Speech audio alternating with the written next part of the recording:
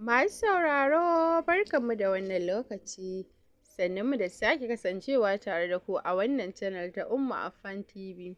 Idan wannan ne farkon zuwanku, kar ku manta ku danna mana subscribe sannan ku yi liking. Muna nan a ci gaba da karanta labarin Uwanin ƙauye wanda a yau za mu tashi a kashi na 10. Sosai wasan ƙwallon da Suicide suka gabatar ya ƙayatar abin gwanin ban sha'awa da burgewa. Lallai abokansa sun masa kara har da waɗanda bai yi tunanin ganin su ba. Abokan ƙwallonsa na ƙasashe da dama sun halarta. Washe gari suka gabatar da fatinsu a babban hall da suka kama duk shi da abokansa suke shagalinsu ba amarya. Daman a yarda suka tsara sai dina ta ranar bikin ne da amarya da ƙawayenta. Tun ana gobe biki gidan ya cika sosai da 'yan uwa da abokanan arziki. Abin sai wanda ya gani don hidima sosai ake ba kama hannun yaro. Tuni aka gama shirya gidan amarya da ke unguwar Rimi GRA sosai. Babanta Alhaji Rufa'i ya kashe mata kuɗi kaya ubansu daga ƙasar Dubai aka yi odar su. Yanda gidan ya haɗu ko 'yar shugaban ƙasa ce sai haka gidan ya fito. Haka kayan da aka sa aka zuba gidan kamar ba a ƙasar ba. Za mu iya kiran gidan da aljannar duniya. Ranar Juma'a dubban mutane suka shaida auren Sa'id Muhammad Sa'id Wusait da amaryarsa Hannatu Kabir Uwani. Auren da ya tara al'umma kamar mutane ne 'yan cikin ƙasar nan da wajenta, abokan kasuwancin su Dadi da Alhaji Rufa'i da abokanan Wusait Turawa, Larabawa da baƙaƙen fata. Gaban Wusait bugu kawai yake lokacin da ya ji wai Uwani ce matarsa. Sauran kaɗan jiri ya kwashe sai zube saboda kaɗuwa. Lallai Dadi ba ƙaramin cutar sai ba, yanzu ya rasa wacce zai haɗa sa. Sai wannan mahaukaciyar yarinyar 'yar ƙauye wacce bata san komai ba sai shiririta da gidadanci. Ga ta yarinya ƙarama. Gaskiya Dadi ya gama cutarsa. Yanzu ta ya zai iya nuna wannan Uwanin a gaban ɗimbin abokansa da sunan mata? Ya dafa kansa da ke barazanar tarwatsewa. Kamal ne ya riƙo sa yana cewa, Wusait, lafiya kuwa? Bincike jikinsa ya cikin fushi. Har da kai a maƙiyana, tunda har ka san macen da za a aura min ka kasa sanar da ni.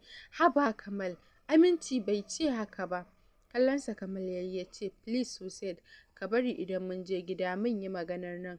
Ba ka ganin mutane sun yi yawa a nan? Yanzu hankalin mutane ya dawo kanmu. Don Allah ka saki ranka. Haka ya daure ya saki ransa yana gaisawa da 'yan uwa da abokanan arziki, sai murna ake taya shi.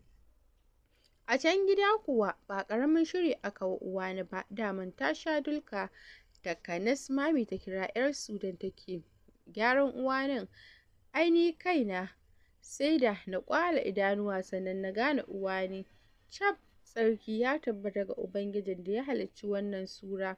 Kai, daman haka Uwanin tamu take? Lalle kan ba ƙaramin kyawu ta yi ba. Wani haɗaɗɗen les ne a jikinta mai taushi pink color. Riga da skirt ya amshi jikinta sosai kamar don ita aka yi shi.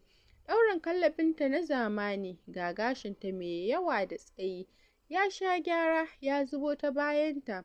Takalmin ƙafarta baƙi ne da ratsin pink. Haka liyafar da aka naɗe ta cikin ƙaramar purse ɗinta. Haka gaskiya Uwani ta haɗu.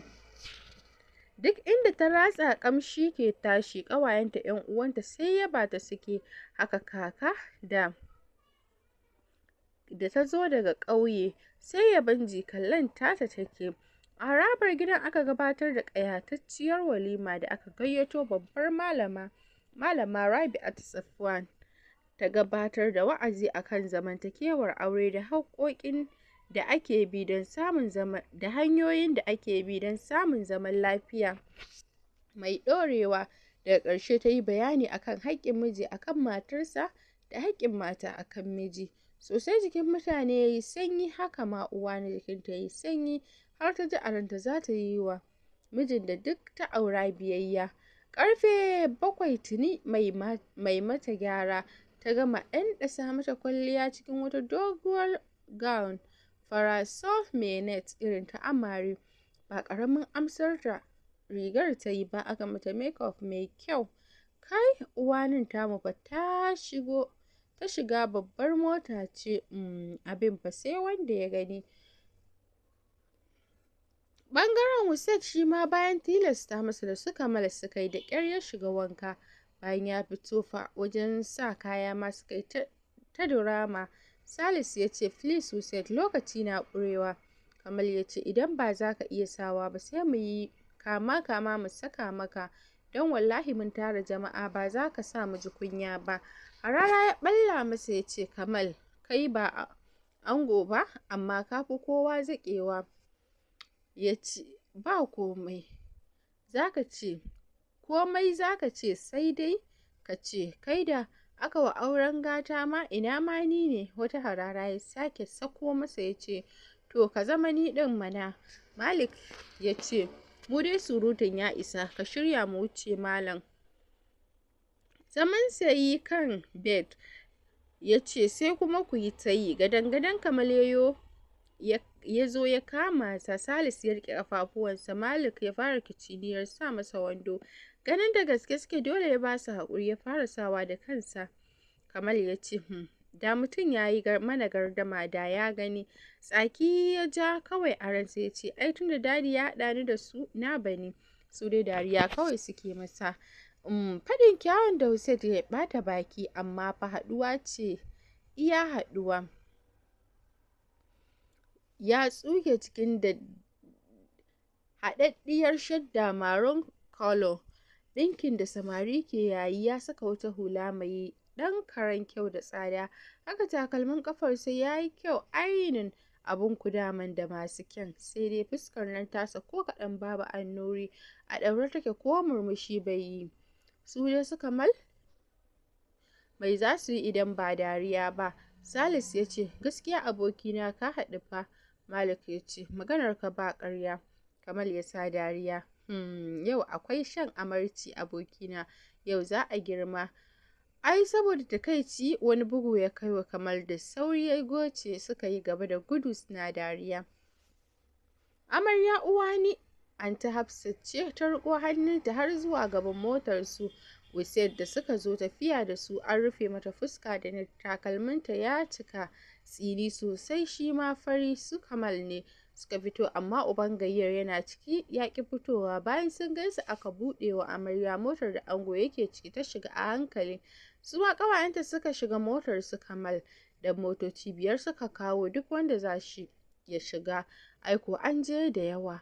Tun da ta shigo ya kau da fuska, ko kallon inda take bai ba, hankalinsa na kan wayarsa da yake dannawa. Ita kuwa kan tana ƙasa tana wasa da yatsun hannunta da ya sha ƙunshin zane mai kyau da tsaruwa. A haka har suka isa babban hall ɗin da aka kama don gabatar da dinner party. Gurin kuwa ya ƙayatu, wani lallausan kafet aka shimfiɗa tun daga gurin da motarsu take har zuwa kan ƙayatacciyar kujerar da aka ware don amarya da ango. Buɗe musu motar akai suka fito. Wusset ya yi jim ya ƙi fitowa. Kamal ne ya leƙo ya ce, "Kai muke jira." Sannan ka riƙo hannun amaryar taka. Tsaki ya ja. Uwani na jinsa amma ba ta ce komai ba. A ranta ta ce, "Ya tabbata ya Wusset ne mijina kenan." Ta ja numfashi. A hankali ya zaro kafa ya fito. Ita ma ta fito. Tsaye suka tsaya kan jan kafet da ke malala a gurin. Cikin raɗa Kamal ya ce, "Please Wusset, ka riƙe hannunta mana, ko kana son mutane su gane baka son matarka ne? Akwai fa 'yan jaridu gurin nan, ka san kai shahararre ne yanzu, sa watsa duniya ta sani." Kan Kamal ya rufe baki sai kuwa ga masu ɗaukar hoto da bidiyoyinsu sun fara. A hankali ya kai hannunsa kan nata. Ai daga shi har ita da sauri suka kalli juna sakamakon wani shokin da suka ji. Harara ya buga mata tare da jan tsakin da ita kaɗai ta ji. Ramawa ta yi cikin net ɗinta, wanda ana iya ganin fuskar taras. A hankali suka fara takawa inda aka saki kiɗan waƙar bikinsu. Kamal na gefen Wusset, babban aboki kenan. Mina babbar ƙawa na gefen Uwani. Su Malik, Salis da sauran abokan Wusset na baya, haka su Kairat, Sadi da Safa da Marwa. don su ne ƙawayen na Uwani, su ma suna kusa da su Malik. Abokai ankon wani haɗaɗɗen yadi da suka yi ya musu kyau, haka ƙawaye da nasu ankon na atamfa da ya amshe su. Uwani a hankali take tafiya saboda dogon takalmin da ta sa ya cika tsini, ita kuwa ba sabawa ta yi ba, sai abin ya bata wani salo yayin da Wizard ya kule da tafiyar da take, ya ɗauka yanga take ya finciko ta. Gaba ɗaya aiko sauran kaɗan ta faɗi, yayi saurin tarbo ta daidai shigowarsu cikin hall ɗin, ta faɗo jikinsa, tsigar jikinsa ta bada wani yar don gaba ɗayanta akan ƙirjinsa ta faɗo. Nan fa aka saki tafi, masu hoto na yi haka, masu bidiyo duk an ɗauka. Wani salo ne suka yi hakan? Da sauri Wusat ya ture ta jikinsa ya ce, baki da hankali ko? Turo baki ta gaba. Haba ya Wusat, kai ne fa ka finciko ne. To uban wa zaki wa tafiyar yanga kina yar ƙauye da ke? Na ji yar ƙauye ce, to sai me? Kai da kake ɗan birnin ai gashi ka ƙare da auren yar ƙauyen. Sosai maganar ta ba su haushi, cikin mugunta ya ja mata 'yan yatsu da ƙarfi, ta saki 'yar ƙara cikin marayyar cewa da haka suka isa kujerarsu. To abu fa ya yi kyau sosai. MC ya fara magana inda aka nemi Kamal da ya bada tarihin amarya. Ya zo ya bada cikin harshen Turanci, haka ma Mina ta bada tarihin amarya Uwani. Daga bisani aka ɗan yi raye-raye, aka yi ciye-ciye, abin da ya gwanin ban sha'awa. Can ido na ya hango min yan haka dai aka gama liyafar cikin jin daɗi da burgewa. Cikin daren ranar aka kai Uwani ɗakin ta bayan gama nasihar da dadi da kaka suka yi mata mai ratsa jiki. Gidan babanta Alhaji Rufai aka fara kai ta, shi da iya sosai suka mata faɗa da nasihar zaman aure. Kuka kawai Uwani ke yi kamar ranta zai fita, haka aka wuce da ita gidanta. Saddam ma na ɗakinsa ya shige yana marayan hawaye, shikenan ya rasa Uwani, har ga Allah ya so a ce shi ya aure ta, amma ya haƙura, yana addu'ar Allah ya ba wa Hannatu zaman lafiya a gidan aurenta. Uwani kankame su Mina da Kairat ta yi da suke mata sallama za su wuce, kuka ta sake dan sai yanzu ta ɗau abin ashe da gaske ne. Ta ce, don Allah kar ku bar ni. Ita Mina abin dariya ma ya bata. Kai Hanan, kukan nan me haka? Don Allah ki bari, idan mun tafi ya Wusat na nan fa. Kuka ta sake saki, ta kalla Kairat ta ce, Kairat please ki zauna. Kairat ta rike baki. Rufa min asiri Hanan. Sadi ta ce, ku fito su Kamal fa suna jiran za su mayar da mu. Marwa ta ce, ba za su shigo ba kenan don kar su ba mu kuɗin siyan baki. Gaba ɗaya suka kwashe da dariya. Safa ta ce, Marwa Allah ya sa ya Wusat ya ji ki, sai kin ɗanɗana kuɗarki. Mabuɗe baki Marwa ta yi, aniyar ki ta biki ba ma zai ji ba. Kuma ai haka na ji an ce ake yi ko? Mina da Kairat suka yi gaba bayan sun samu Uwani ta sake su. Tana kiransu suka ruga a guje. Uwani ta kalli Safa